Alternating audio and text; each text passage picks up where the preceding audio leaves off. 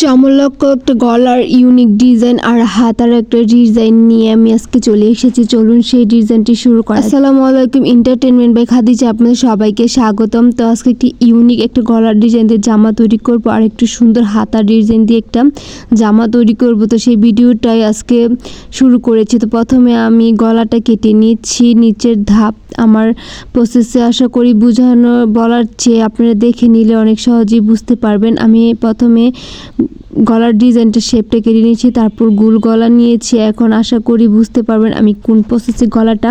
তো আসলে গলাটা দেখতে যতটা কঠিন মনে হয় ততটাই কঠিন নয়, খুবই সহজ। দেখানোর প্রসেসে তৈরি করলে আপনিও চাইলে পারবেন বা কোনো টেইলার্সকে দেখালে অবশ্যই সে তৈরি করে দিতে পারে। দেখতে পাচ্ছেন আমি যে দুইটা গোল গলা শেপে কেটেছি সেটাকে এখন আমি একসাথে করে সেলাই করে নিয়েছি। এখন এটাকে আমি ভাও করে নিয়ে আরেকটা চাপ সেলাই দিয়ে দিব। আমার দেখানোর প্রসেসটা ফলো করলে আশা করি আপনারা খুব সহজেই বুঝতে পারবেন। দেখতেই পারছেন এখন আমি সেই প্রথম গলা কাটিংটা যেটা কেটেছি সেটা আগে জামার সাথে অ্যাডজাস্ট করে নিচ্ছি, তারপর আমি অন্য গলাটা করব। এটা আগে অ্যাডজাস্ট করার পর দেখতেই পাচ্ছেন মাঝখানে সিলি দিয়ে আমি যাতে সরে না যায় তার জন্য দিয়েছি। এখন সাইড দিয়ে সেম প্রসেসে আমি সেলাই করে নেব। আমার সেলাই করা শেষ, এখন আমি এটাকে কাট করে নেব। কাট করার পর এখানে সুন্দর করে চাপ সিলি দিব। আর যে প্রথম যে গোল গলাটা তৈরি করে রেখেছি সেটা এখানে সুন্দর করে অ্যাডজাস্ট করে আমি সেলাই করে নেব।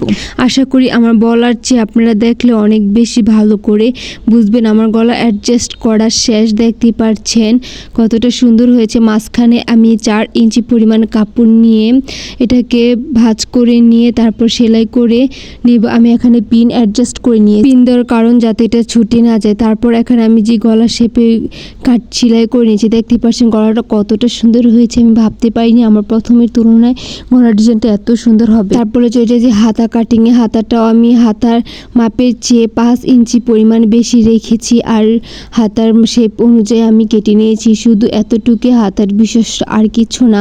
তারপর হাতার যে বেশি অংশ সেটাকে আমি সুন্দর করে কুচি দিয়ে কুচির দিকটা একটু আপনারা খেয়াল রাখবেন। প্রথমে যেই ভাঁজে কুচিটা দিব অপর সাইডে ঠিক সেই ভাঁজ করে আমি কুচিটা দেব, তাহলে হাতাটা অনেক বেশি সুন্দর হবে।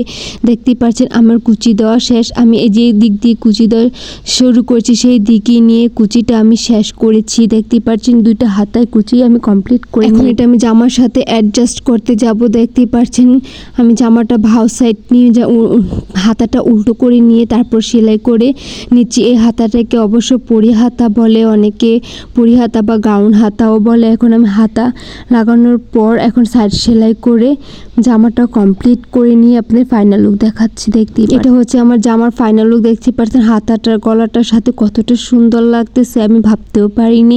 যদি ডিজাইনটা আপনাদের কাছে ভালো লাগে থাকে অবশ্যই লাইক কমেন্ট শেয়ার দিয়ে পাশে থাকবেন। আজকে পর্যন্ত আল্লাহ হাফেজ।